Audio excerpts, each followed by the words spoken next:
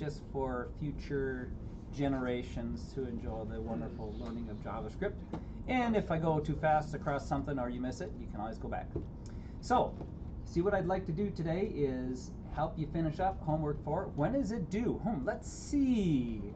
When do you think it would be due? Let's see. Where do we find out where things are due? Let's see here. Go to Schoology here. Let's see here. Down assignments. When is that homework 4 due? Oh, look. Tomorrow by 11:59 p.m. So, you know, if you follow along closely today, you will probably have it mostly, if not completely, done. So we'll follow along closely, and you can have an extra time to yourself to play those games and join the. Is there an Artemis crew game invite? Tomorrow night. Yeah, Friday. So you can't come to Artemis if you do come, I'm going to give you a hard time. Do you have your JavaScript done? But here we go. Let's take a look at what I have so far. You know what? I think I have something here so far, and I'm going to continue on that. Let's see what I have in VS Code so far. Let's see. If I'm grading this, first thing I look at, oh well, you got a decent header going. You do have your email. I sort of have a purpose. Maybe put in here assignment number 4.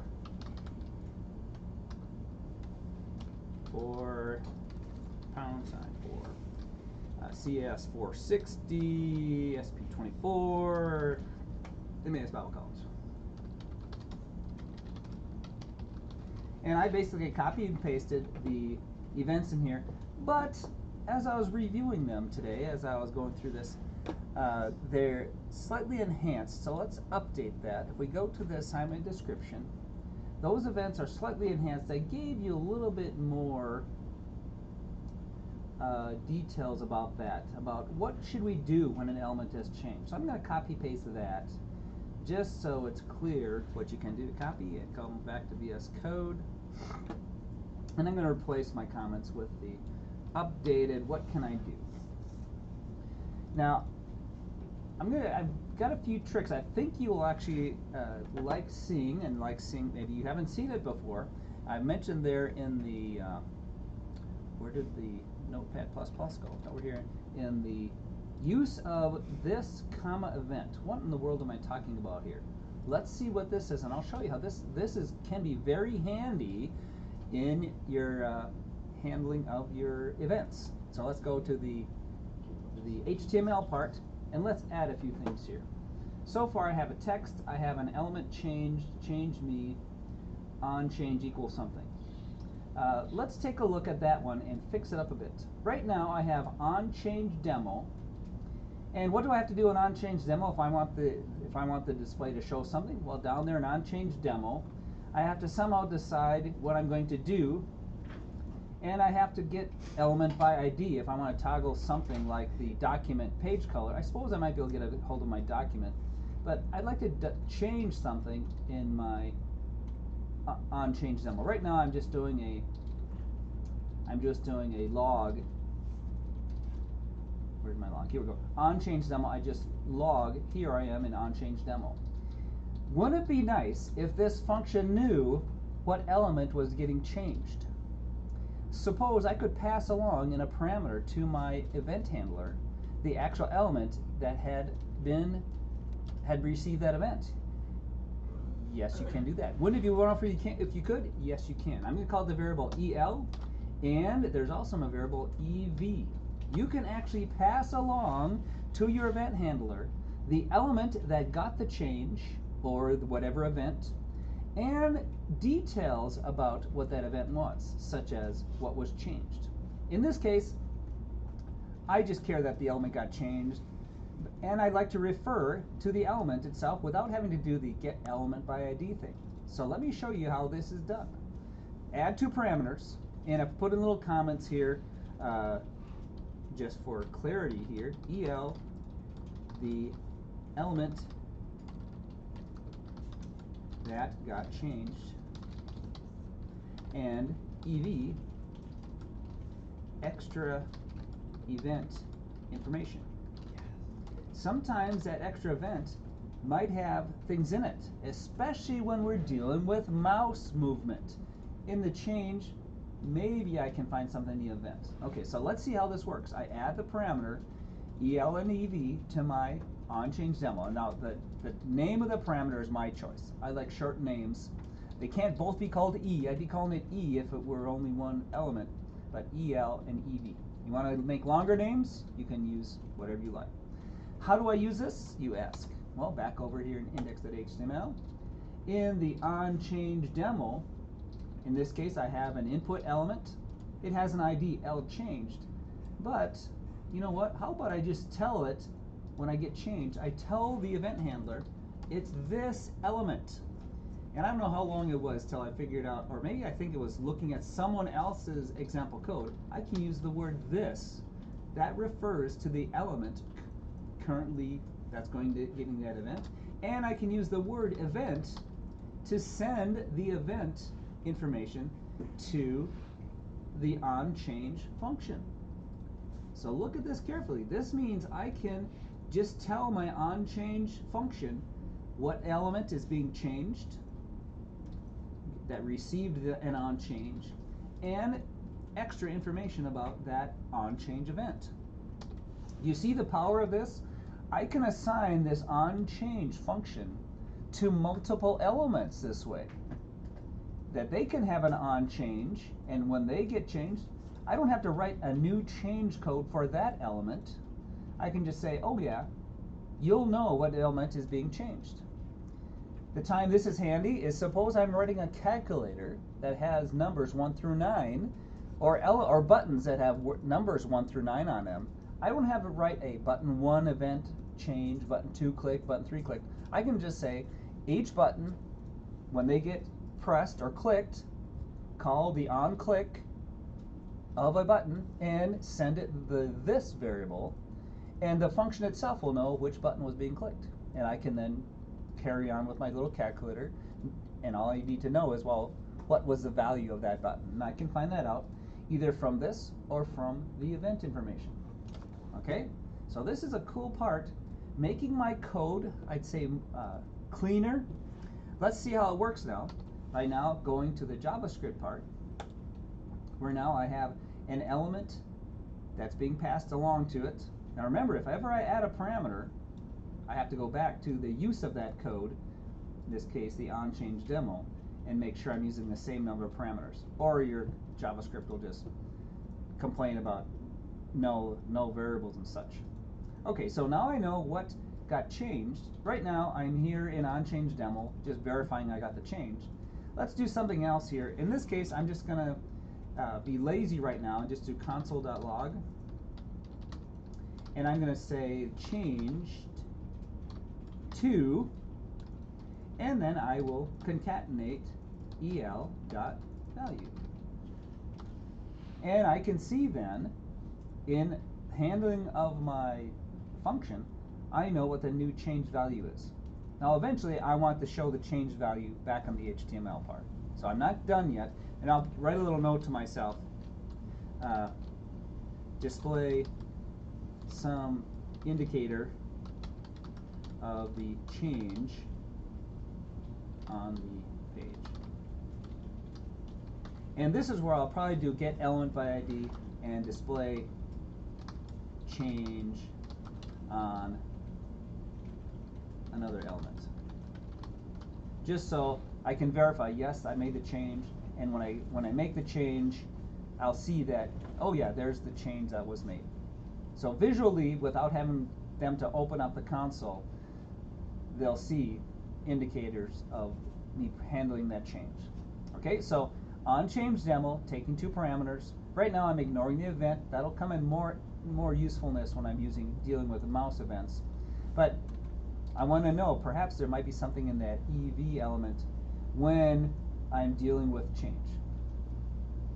Now why could this be useful? Why do you write code like this? Well, the reason I write it is I want to know, when does that onChange happen? Is it every time I type a key? Is it when I click off the element? If I hit the enter key, will that cause the change to fire? You need to know, when you're dealing with your page, when does the onChange event happen? And by writing code like this, not only does it give you practice at how to handle the event, but knowing when the event happens. So I've saved that, and let's go to my demo page somewhere here and reread it here. Or I could use WinSCP. I think I was using WinSCP and sending it over to my code, to my server. I think I'll go with that. I'm going to I'll call this, I'll save it manually. I'll start up WinSCP, and I'm going to send it over to my server because I like knowing not only does it working on some local file, but why does this get so huge? But I can send it over to the server over here at my people.mase.edu. And Abby, you did find where to put your files, right? To get over to the server and put them in the right place? Excellent. Okay, so here I am in, there's homework W4. It remembers the last place I was. So I'm going to go ahead and shift click on both of them, send them back both over to the server, replace them both, verify yes, there's new size. And now let's go to the web page, people.mase.edu. It's way over there. And that's not it. Let's go up a level, HW4. Okay, change me. Now let's see. When I make the change, let's see. Okay, didn't happen yet. I have the console open down here. Let's see if I click off of it, do I get the change? Yes, change. Clicking off of it does cause the change. Come back to here. Now let's add some text and let's hit enter. Yes, enter also caused the change me to fire. So clicking off or hitting enter. Is there any other key that would cause the change to happen? Let's try a tab. Will a tab do it? Yes, a tab tabs away from that and causes a change event. So clicking off, hitting enter, or tabbing, and I believe even shift tab would send it away from the element. So anytime I leave the element to traverse to some other new element, tab or click or enter. But notice it's not calling a change me as I type. It's only calling change me as I hit enter or something. And that's really important to know if I want to check actively, are they spelling the right thing? If I didn't mean for them for it to call it change me unless I had hit tab or hit enter, well, then I have to figure out how do I catch it how do I catch it while they're typing, or only listen to the return key. That's something that you learn about the behavior just by doing code like this. Now let's clean it up a little bit. Let's put a little bracket around what it got changed to so I can tell, because there might be spaces in there. And then we'll go on to the next. So I'm going to add here on change demo, taking two parameters over here on change demo, change to, and I'll put brackets around what it got changed to, just to make it clear. There. So on change demo, handling of that event, what did I save by doing it in this way? Well, in this case, I don't have to do the document get element by ID, have that coded in there. I can just say, oh, I know what element sent me that event. I can read what got typed. But the part about displaying the change somewhere else, well, is it possible that I could tell it in a third parameter where to display the change? Yeah. So I'm going to do that here. I'm going to add a third parameter, and let's call it ID change, ID changed. Okay, so I'm giving a third param to the onChange demo function, and the reason I'm doing that is because I'm going to put an element right after this input element. I'll call it a paragraph ID equals, what was the ID changed, right? ID changed. ID equals ID changed. And here will be, I guess I'll just leave it question mark. And I will put a break after this too. Put a little white space in there to make my code nice and readable. So now, that's saved. Now let's add the code that will then display the change in the element whose name I am telling it right here. So now let's go to my JavaScript code, and I'm going to say, okay, I'm expecting you not only to tell me what element sent the change, but I'll call it ELID for where to display the what got changed. So I'll do this. This is where I'll do the basic thing of document.getElementById, and the ID is going to be ELID, and I will just say .value equals EL.value. So you go over use this? Well, this is the one that sent me the change, but I want to actually display the change on another element, just so I can prove, yes, I know it got changed, and here's what the change was. But this is pretty useless, except to show, yes, I indeed did process and get the change event. I could add this. I could add in front of that. How about change equals, and then concatenate the value that was changed, and maybe put that in brackets, just so I can, the person on the page will know, yes, I indeed got your change, and here's what it was. And I could do tons of other things, like, display a menu based on that change. But this allows me to, I think, make a little cleaner code. I still have to do the getElementById, but I'm starting to be a little more systematic. If now I want to do any other change anywhere else on my page, this function can handle that, because it's a little more flexible by knowing what element got the change, some information about the event, and then an element name where to display. Now, of course, if they give me the wrong parameter, that doesn't exist, my JavaScript will crash right here, because ELID is a null value, and then I'll get lots of JavaScript errors. But this does make my code a little more compact, a little cleaner, and I'll put a little more comment here. I'll put a ELID, the element in which to display the change. Let's verify that it works. Go to WinSCP, copy my code back over to the server. Go down to my testing on the server, refresh. And now let's see, change me. Let's type ABC. No change yet. Tab. Uh-oh. Unexpected input at. There must be an error in the HTML that we didn't address. Oh. The slash is not right. Okay, let's go back and fix that. Go back over here.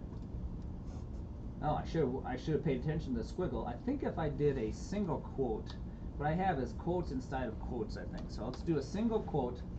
When I'm inside of double quotes, I need to use a single quote there. I think that was my only problem. I'm not sure I need the quotes at all, but let's try it here. Let's see if that fixes it. So go back, resend the HTML, and refresh the page. And now let's do ABC. Click off of it,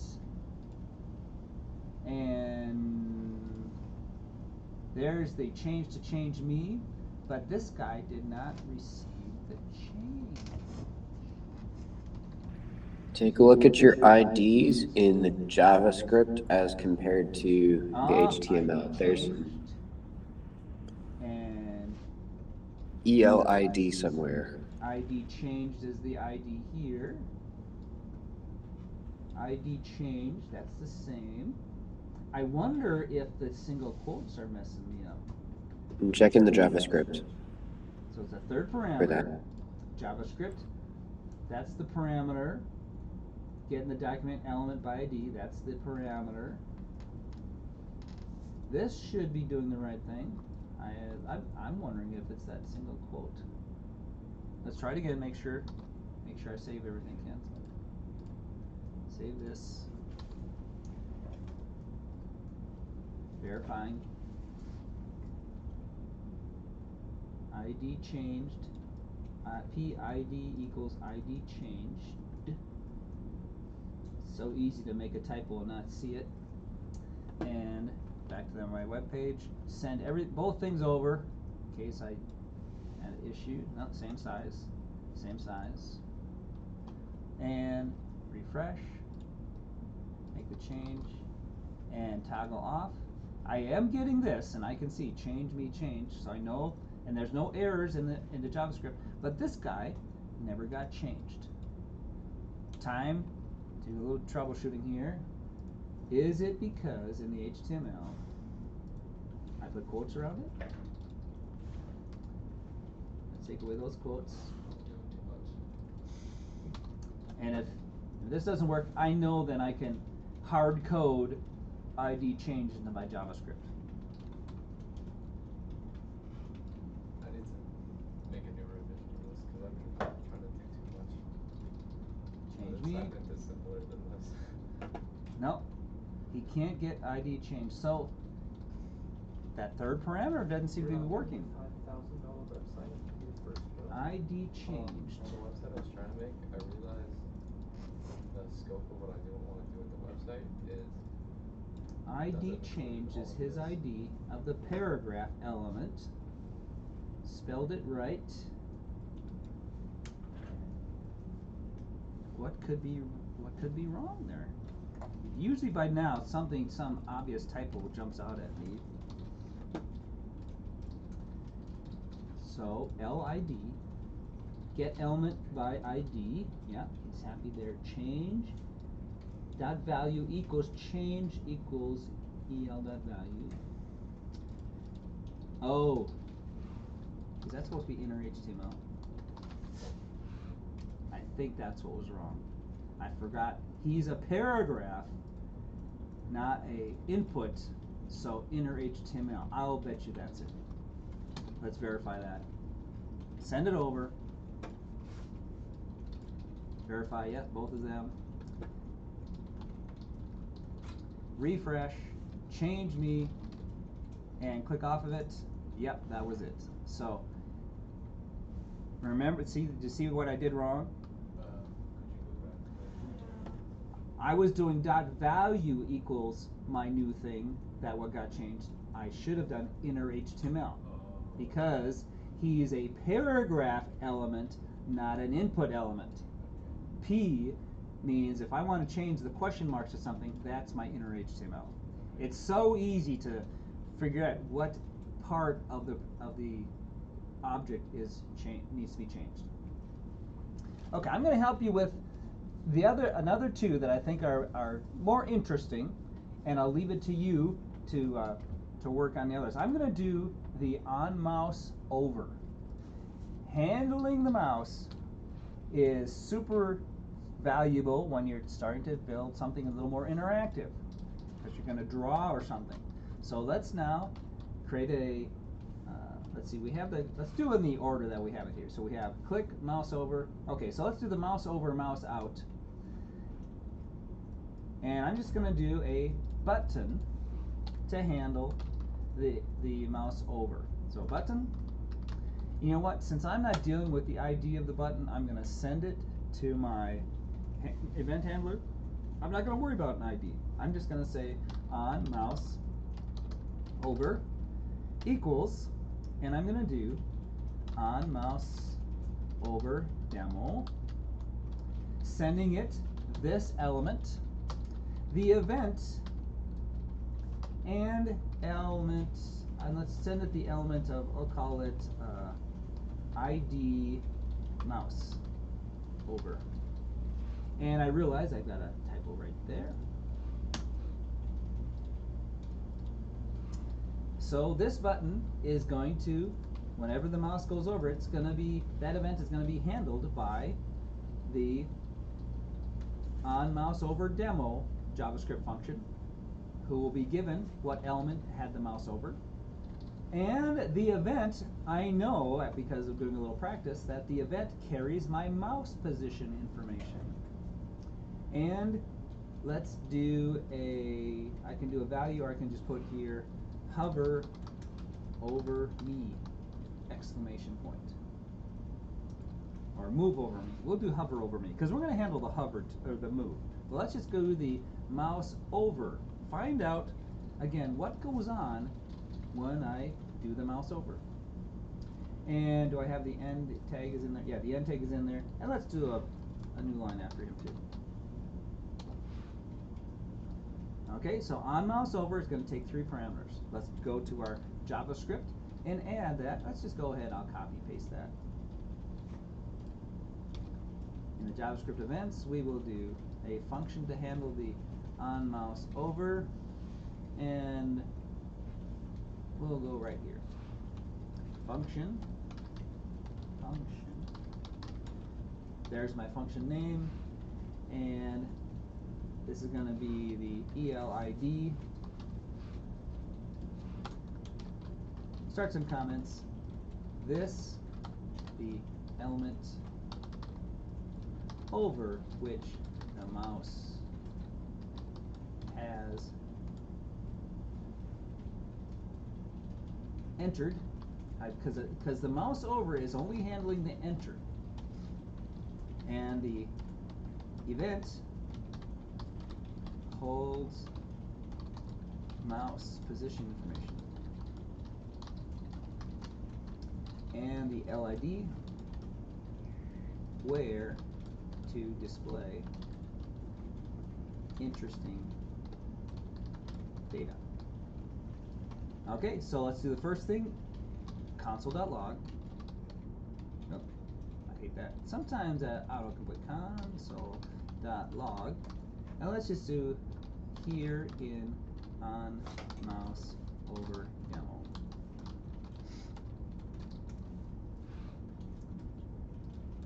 And let's, now that I know about events, console.log, mouse info, just so you know how to get at the X and Y of my mouse. I'm just going to show you how it's done. The mouse info is the event dot client X. I'm going to put a comma in between, plus the there's a comma, plus the event dot client capital Y. That tells me where the mouse was when I got the mouse over demo to fire. And now, and we'll just do it in the console, and then we'll get element by ID and display it in a nice format on the element where I'm going to display the changes. So here's the code. Simple message, here I am, just to verify my event is working. Now log a little bit more, client X, client Y, see if that works, and then I'll come back. So check, simple test, and then come back and refine it. So save, oops, save, make sure that's saved, yes, and WinSCP it over to my server.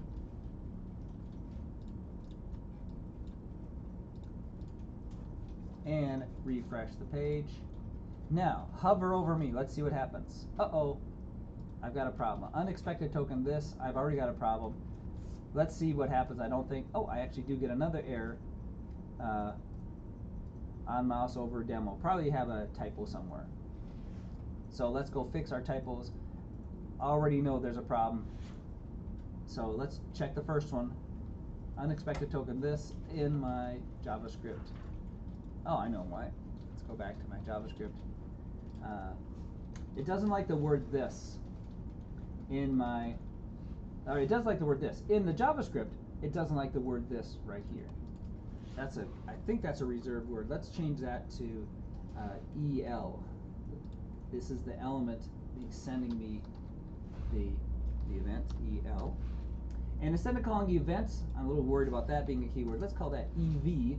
And let's see, let's do the better way. Let's right click, rename, or refactor, rename symbol. And let's call that EV. Hey, why didn't it change it down here? Guess I need to do the refactor. EV, EV, EL, EV, and down here, EV, and here, EV. I think that was the problem. He doesn't like using that reserved word, this. This is a very special word. And in the index, I am sending it the element that got the mouse over, checking my spelling correctly. Yeah. Now let's redo.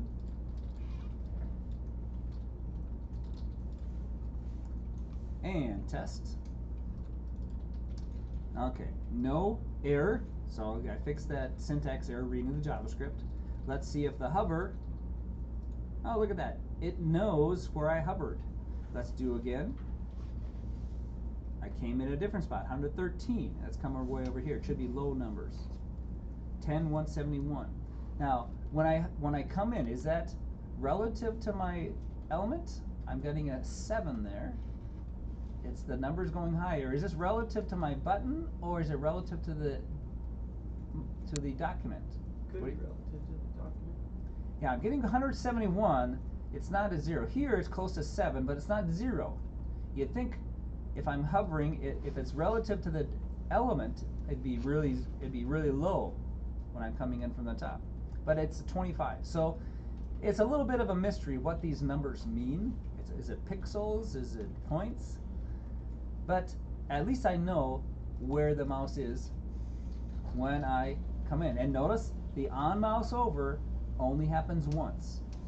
I think a better term would be on mouse enter, but they decide to call it on mouse over. On mouse move is the more interesting one. Now let's do something more interesting. Let's change the color of my element, although I do get a color change that comes with my browser. How about we'll do the on mouse leave, and then we'll do the on mouse over, the on mouse move, which is more interesting. Now, how do I add an on mouse? What was it called? On mouse out. How do I add the on mouse out? Well, since I'm doing an on mouse over, even though most of the time you want to have a separate element to demo each event, on mouse out makes sense to demo on the same element because I move over and I move out. Let's add the on mouse out to this same element by adding an additional property. How about I put that after the on mouse over? I'll add additional property right here. Add the on mouse out equals, and that will be on mouse out demo with those same 3 parameters. This is the element getting the event of the mouse movement, and let's do ID mouse out, which doesn't exist yet, but I'm going to have an element in which to display the interesting information about leaving the mouse. So far, console.logs is all I have. So far I do not yet have the element whose ID is on ID mouse over or ID mouse out. We'll do that once we know it's all working, handling the on mouse out. So a separate function handling the on mouse out. Could I use the same function called on mouse over demo? Would that work? Yeah, it would. He'd think he's getting an on mouse out, but I'm calling on mouse over. But we want our code not to be confusing, so we are going to write a separate on mouse out demo.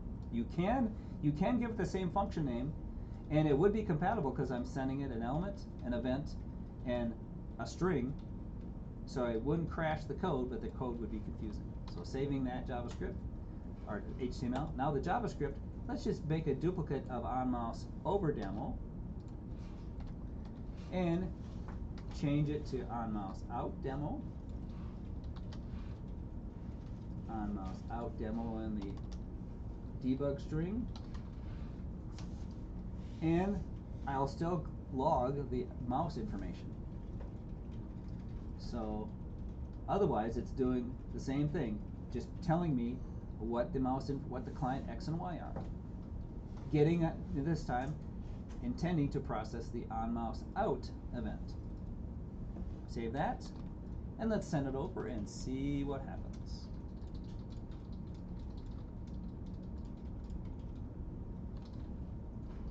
Refresh, and now I should see when I enter it, I'm getting a on mouse over demo.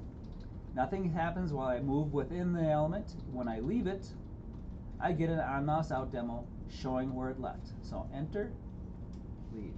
And if I'm about the same place, I'm seeing the same position, but I can enter and then leave somewhere else. And the position of where I leave is given in the event. Now isn't that cool? Let's just finish this up by having a place to display out information and in information. By going back to the HTML. And now let's just clean this up and I'll add the extra part about where I want to display the information about where things are in and out. So let's do a P mouse in, and then a P ID equals ID mouse over.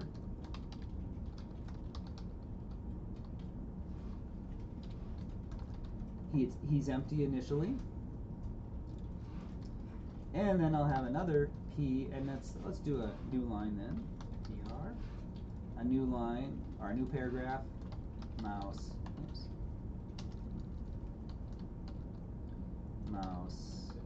out, and then P ID equals ID mouse out.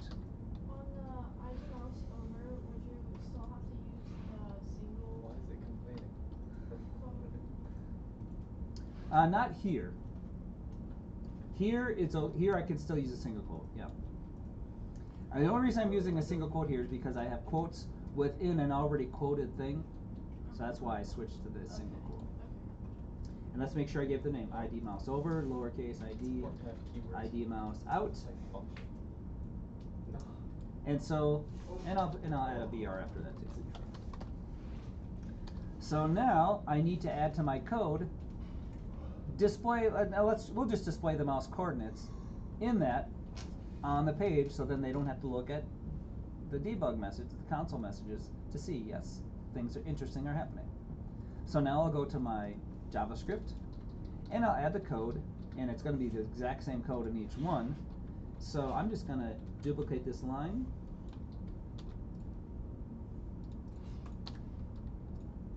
and put document.get element by ID,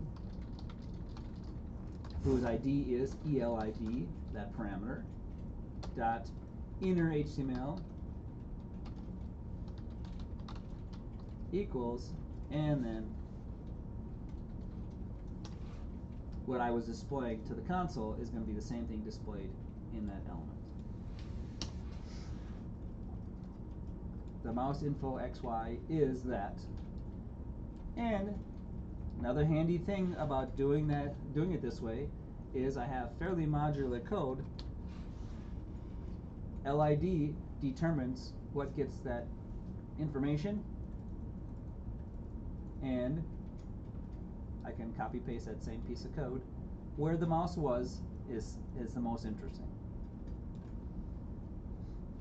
Now what I also had done in when I was playing with this, I also changed the background color of the element being moused over.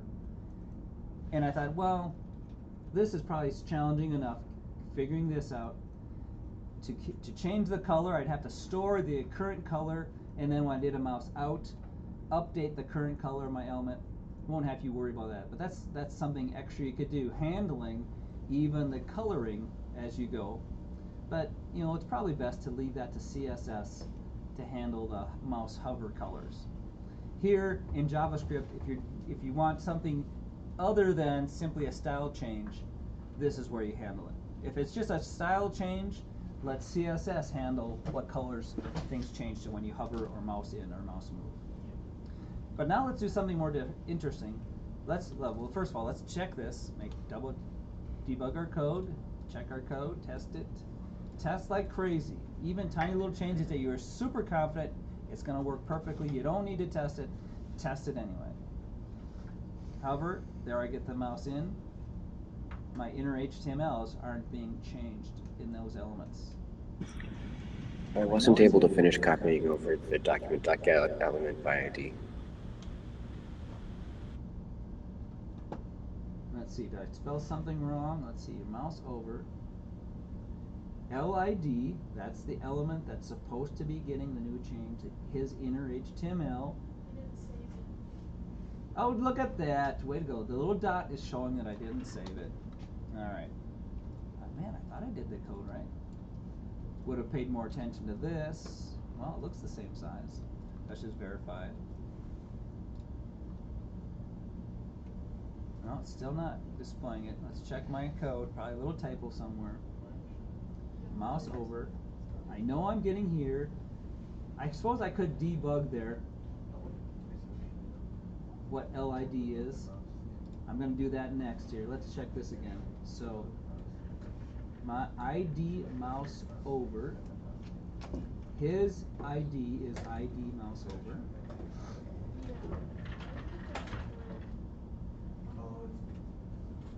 Why is he not getting a change?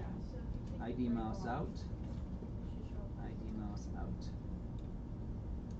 Paragraph whose ID? ID mouse over. You know, it's like, oh, that was a simple thing. Why would that have a problem? It sure looks like. I don't see any red squigglies here. I'll do doubles. Check on the save. The element that should be getting the new change, document get element by ID. That third parameter, mouse over demo, mouse out demo. Third parameter.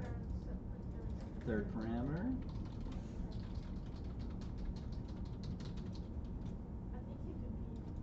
Did I spell something wrong in the JavaScript? Get inner HTML. I thought today was Wednesday.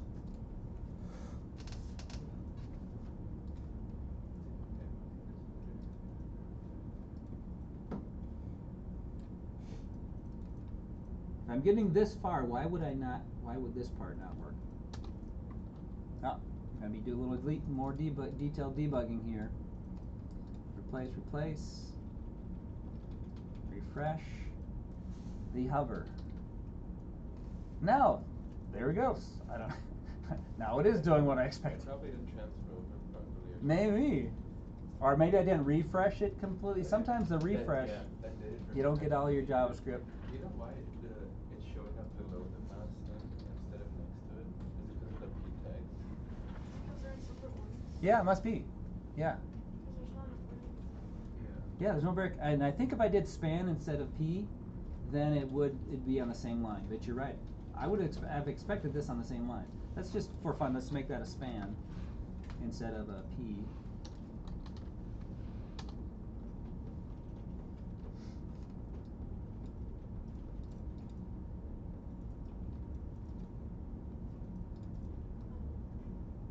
Yeah. Oh no. Yeah, well, yeah, this is where I'd say, well, I'm going to put it in a table. This is irritating me. Why should I have a new line? Okay, now let's do the one more, slightly more interesting thing, mouse move. That's where I'll constantly be updating what my new position is. Right now, I see the time I came in and out.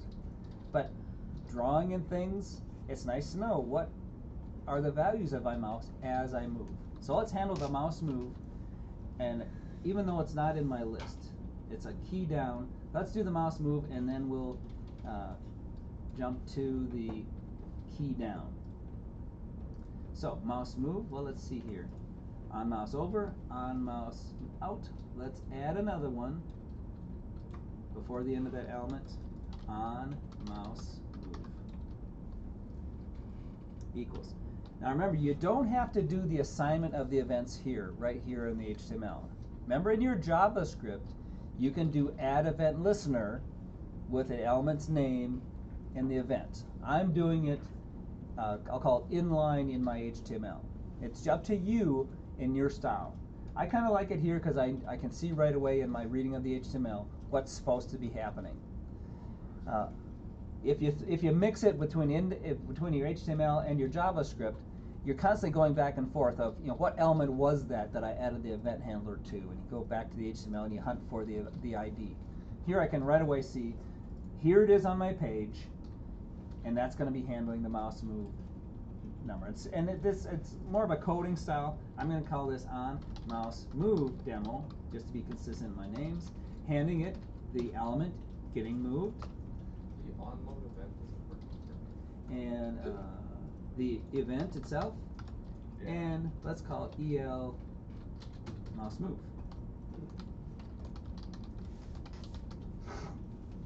Oh, and I have to put that in single quotes because that's the element's name that I want to display the information on. So mouse move, taking 3 parameters, mouse move on mouse move demo. So I'm going to go write him, and we'll do console.log like before.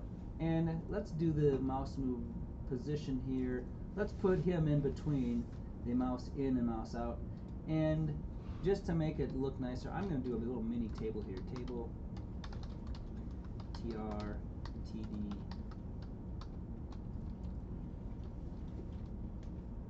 id equals id mouse move.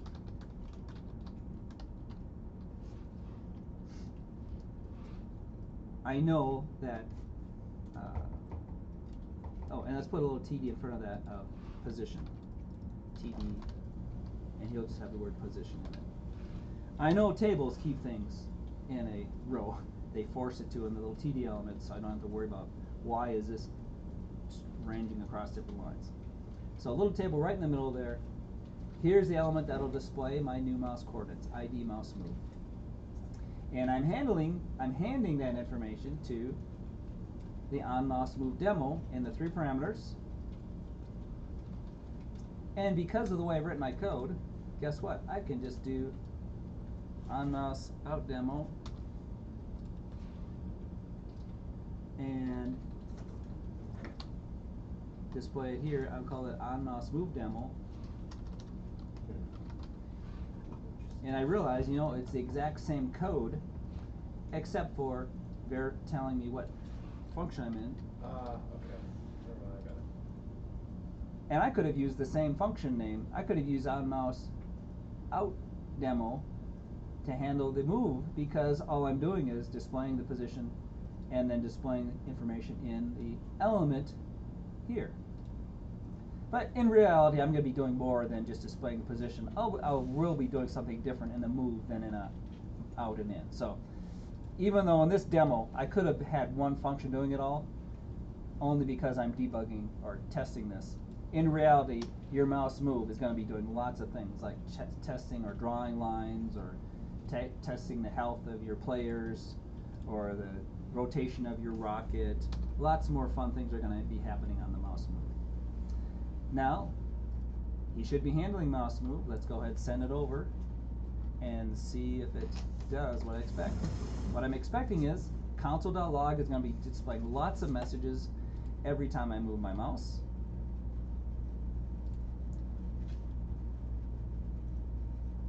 And getting uncaught error. Oh, inner HTML. Does a TD not have inner HTML?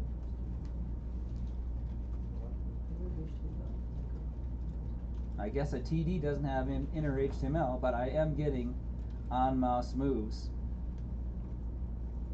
like crazy. So let's go back and fix that HTML. I guess you can't access the inner HTML of a TD element. I did not know that. Let's make that a how about a P element inside of my TD. P ID equals ID mouse move. I did not know that a TD did not have accessible inner HTML. Now I should be okay. So as you're doing this, you're learning along the way HTML mixed in with JavaScript. Mainly JavaScript as things get easier. Let's see if it's working now. Oh man. I'm getting a null setting now. On mouse move. Cannot set properties of null. I'm getting that one too. Must have given it the wrong element name. Let's see here. ID mouse move. Oh, isn't it? Did you do L mouse move for that one? EL mouse? Probably. Yeah. Yeah, 'cause I think that's what Yeah. you did. Maybe that was my other problem. Now I'm gonna go back. Was it that maybe it wasn't the TD doesn't have an inner HTML? Yeah. See how little typos. You're thinking and talking, especially. That's the more challenge. So don't talk while you're coding. That's the lesson here. And then refresh my page. Now let's see. There we go. So as I move, I'm seeing a constant new mouse position. I get that handled every movement of my mouse.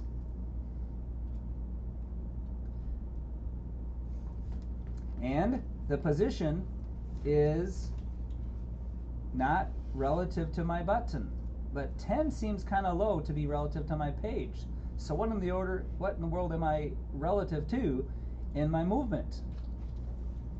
The only way to know and to handle this, I suppose, is to assign a mouse move element to your document body. But we won't worry about that. I'm handling a mouse movement over that particular element. Now here's one that I found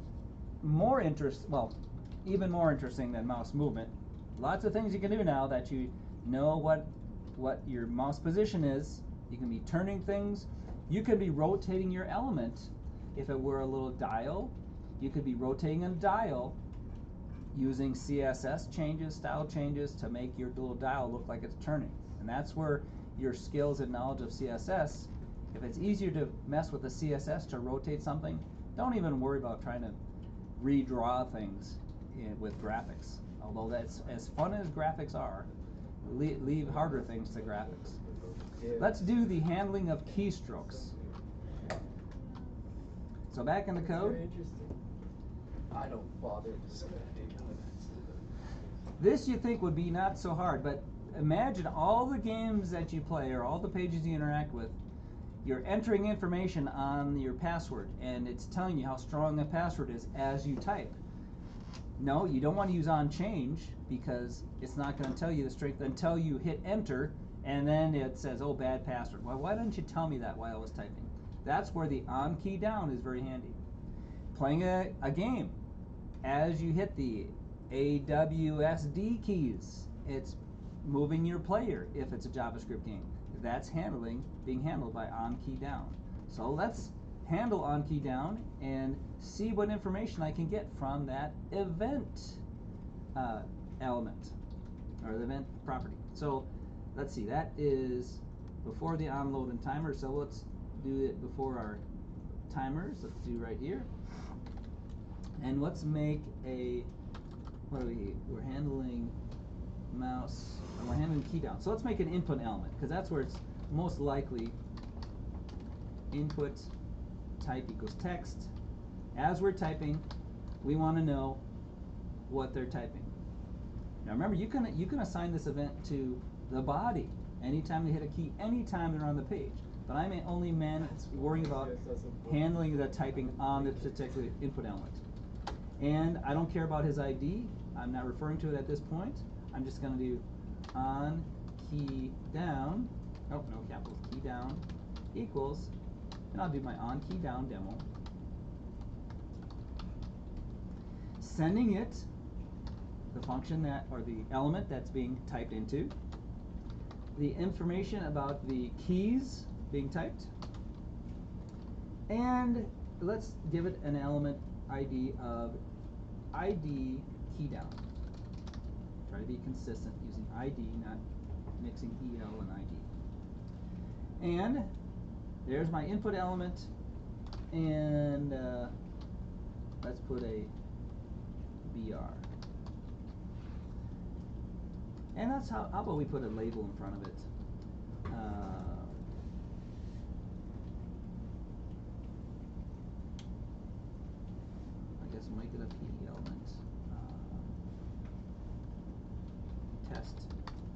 keystrokes.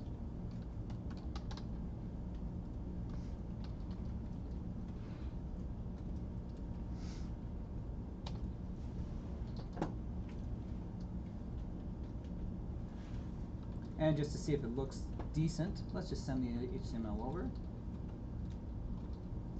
Refresh our page. Text key down. Oh, it's not on the same line. No. Let's fix that. Test key down. What should I use for an element? Is there a label element? Should I call that, make that a label? With label, you use it with input, and then you have to have a name or an ID defined in your input, and then you press for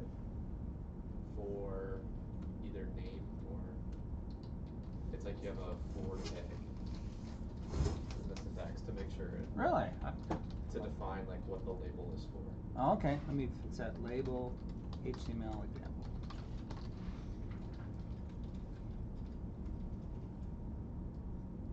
Label for equals HTML, and oh, so they're put in that example. They put the label after it. Label for, okay. Yeah. Label for equals HTML. Well, that's the ID of the, like in the W3 Schools example, you put the ID under for. I of the see. input. Wow, I've never done it that way, but let's do it that way just because it seems like good practice. And so the input is, I think it's to make it really clear what your labels yeah. are. So let's do input type equals text, and then this is where you do the ID matching that. So I'll call this for equals keys, and then ID equals keys.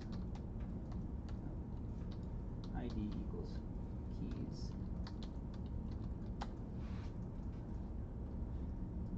Make sure I'm following this right, and test key down. Okay, I think that's how I'm supposed to do it. Does that look right? And I don't need a value, I don't think. Okay, let's see how that shows up. Send it over. And refresh. There we go. So test key down for that label. And then here's going to be, as I type the keys, I'm going to want something to happen. And notice I didn't have on key down demo defined, and so I get the lovely JavaScript error for every time I hit a key. So now let's add that function and learn about what key is being hit and how I know what the complete text is in that element that I might be wanting to validate on my next homework. So now in the JavaScript, it's going to be on key down demo with 3 parameters. Copy my function name so I don't get misspelled over here. And now let's handle on key down. Function on key down demo. It's going to take an element that got the key down on it, the event, I like to call it EV, and the element ID where I'm going to display special information about what just got hit. So I'm going to do my standard console.log here in on key down demo. Remember, that's just for debugging that yes, I got the event. And then what I want to know about the event, it will display it in the element ID. So let's display, first of all, in the console, console.log, the key. Well, how do I know what key was hit? This is where I get the event dot key code. EV, the event that caused the key down dot key code. If you look up key down event, it'll give you multiple things about what I can learn about what key was hit. And let's add one more thing here. Let's not only do the key code, but let's do plus comma key the event key. And we're going to learn something, well, I learned something very interesting I was not expecting. So I'm going to print out the key code and this thing called key. I believe both of them will have a value. Let's find out if I got a problem. Go back here to the code, sender, copy it over to my server, refresh the page, and let's start hitting keys while I am on that element. A. Key code is 65, the key is A. B. Okay, I'm seeing the codes that go with every key. Key code. How about capital A? What? Capital A is key code 65? Wasn't that also lowercase a? Oh, and look, if I hit the shift, I actually have a key that gets sent to me whenever I hit the shift key. So shift A. Oh, because I hit shift too many times. Thank you very much. Yes, I do not want to worry about it. So the shift key also has a code. How about control? Oh, back over here. I have to be in the element. Control. Yes, control key has a code. 17. So when you're working with anything on web pages, you can have a game and just hitting the control key, you know whether to hit the control key. The shift key, I know I've hit the shift key and can trigger that, or maybe there's a way to bypass that. And hitting letter A, either lowercase or uppercase A, always gives me, oops, wrong code, always gives me the same key code, 65. So how do I know whether I've hit the lowercase a or uppercase A? Well, I have to look at the actual key value and not just the code. So AWSD, A is 65, W 87, D, yes. And if I go ABC, I'll see that they basically go up in code, and I believe that is the lowercase value in the ASCII character table. But all I really care about is if I want to know what key was hit, I could either compare it to a letter by comparing it to the event.key, or if I don't care whether it was A or capital A, I just look at the key code and see if it's equal to 65 or not. And let's find out what actually is being entered into the entire text so I can validate, have they given me a valid email yet? So I can come back to here and pretend now, not only do I track their keys, but let's also display in the element of LID, let's do document get element by ID, whose element name is ELID, dot, let's do his inner HTML, equals, well, this is where I need to know that element is a label, and I can just do elf.value. So I know what value is currently contained within that element, even though the event only told me what key just got hit. Anytime they hit a key, I'm handling the event from that element, so I know what is actually currently typed in that full element. So I can get at that element's value as well as what key code was currently typed. Now sometimes you don't care about what element, you only care about what the key was. Well, you don't have to worry about the element. You can just say in the HTML, just to send the event to your JavaScript handler and have it be the body element on mouse over or on key down equals event on key down event, and you're handling the keystrokes from anywhere on your page. It's your choice on who handles the on key down. Notice on this particular one, since I only signed on key down to that input element, I only receive the event when I click and type in that particular element. So let's update this so I actually see the entire value of the code. I can be I'll make sure I send it over. I can be evaluating the email or the strength of that password as they type. This is how it's done. refresh. And now as I type, A, B, C, I should be displaying, oh, I guess I'm not displaying ABC anywhere. Where is my, I should be displaying ABC somewhere. ID keys, this event, ID key down. Where is my ID key down guy? Ooh, why am I not getting an error? I do not have anything called ID key down.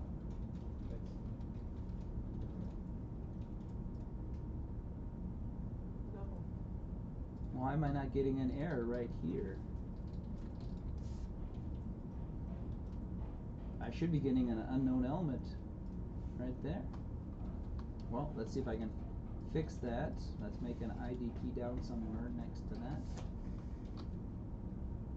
Let's do this same little thing here. Right after the key down. And ID key down here.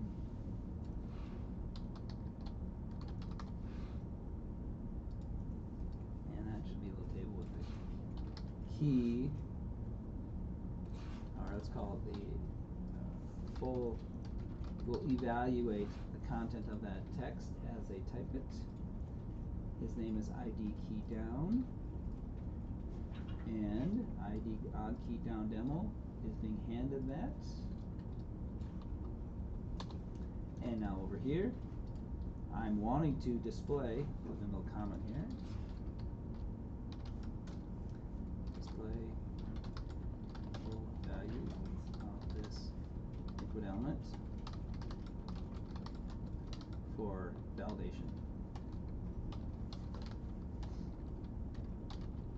So not waiting for the tab, but validating right now. Have you entered something well? I'm just displaying this to be the elements dot value. Yeah, since it's an input element, I should be able to get element dot value. All right.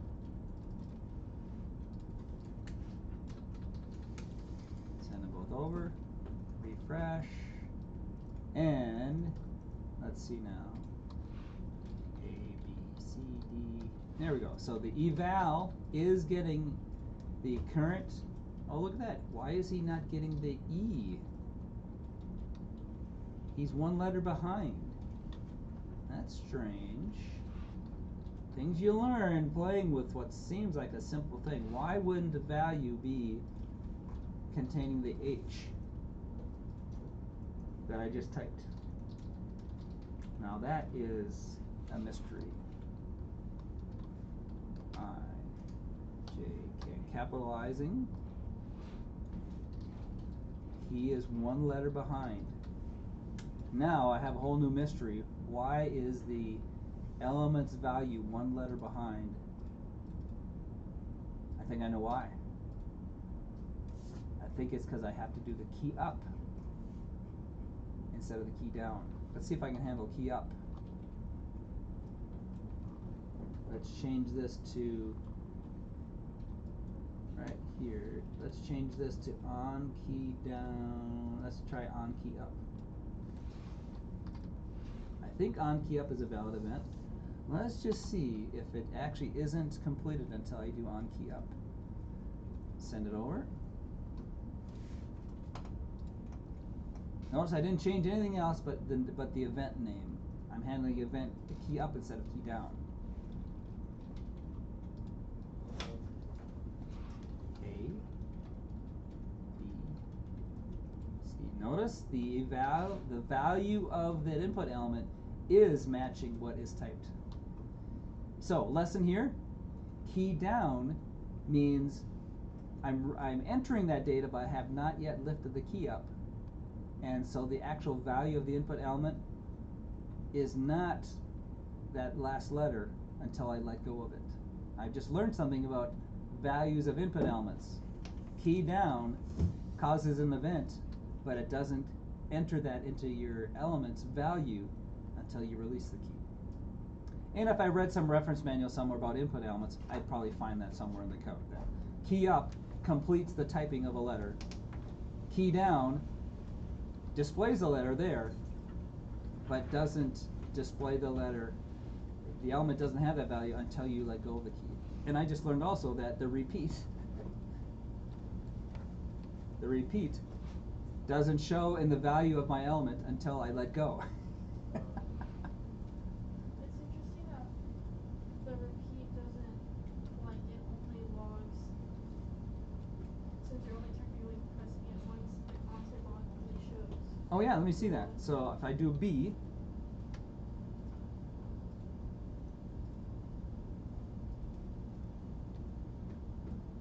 Yeah. it only showed me hitting the B once Yeah. on the key up. Remember, I'm capturing key up right now. Let's change that back to key down.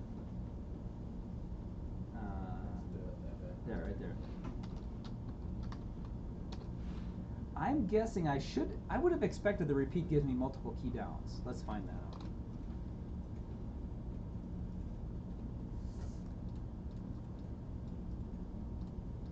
Nice thing about this is you're kind of testing, yes, you're doing the right coding, but you're learning how browsers behave, and you'd be surprised how little details like this would cause somebody working a page to spend hours wondering, why did this one little behavior not do what I expected?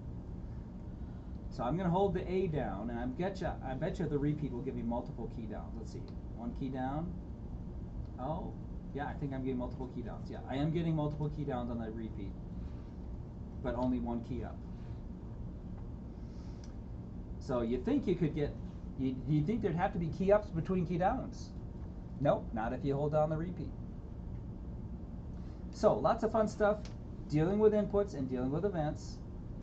This is kind of cool. As I backspace, the value of what's in that element is changing. That's cool. So value of the element can be read as I test for keys. But most of the time, you don't send the information to the server until you have entered and you have the full on change. But you see pages where when you type in the password, it's showing you the strength of your password. That's how they're doing it. They're capturing your keys as you type, showing you, hey, if you hit enter right now, you would have a strong password. And the next assignment, I'm asking you to do that kind of thing, do validation. So I'm going to leave it for you to do the rest, unless you have questions. Oh, and we're out of time. I've been having so much fun. We just put the link in the code itself, like in VS Code, if that's sufficient. The what link? The link for the website. I mean for the people.edu. Because in the assignment you said to put the link when we. Oh yeah, it but yeah, publish it to your website. Yeah. But also send me the zipped code. Okay. On Schoology. And the link, you want the link within that code? Or Yeah. Okay. In the comment header maybe? Yeah, the link. Yeah, link in the comments, or on Schoology, you can just put a add another submission. Just here's a link to my page. It's nice to have that link just as good practice. Yeah. And by the way, as you go to your pages, as you go to your pages, build up for yourself. Now, as you're building skills, build up something nice on your home page, like your various homeworks. If you want to make a nice little landing page, make an index HTML. This is a very insecure website right now. Listing the contents, if there's not an index HTML, is not a good thing to do. That just opens up anyone browsing my website to all the files I have. But I've made it insecure just to make it easy. I should probably have an index.html that has each student listed that has a directory.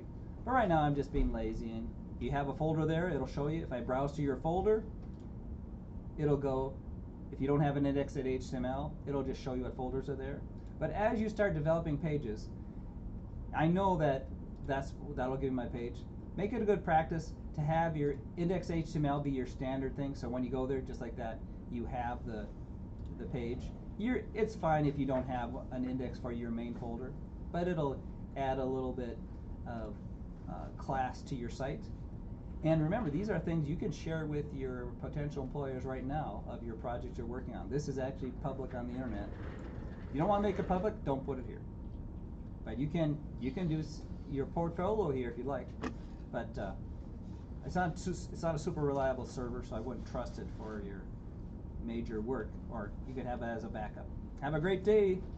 How much more do you want us to do? All you need to do, just like in the instruction, all you need to do is demonstrate that you're handling that event in some way. Okay, so just something like Yeah. And if you want to get fancy, because I know people like Eli like to do other fancy stuff, I'm leaving it open to do more stuff. But have the handling the event, and we'll be getting into more puzzle solving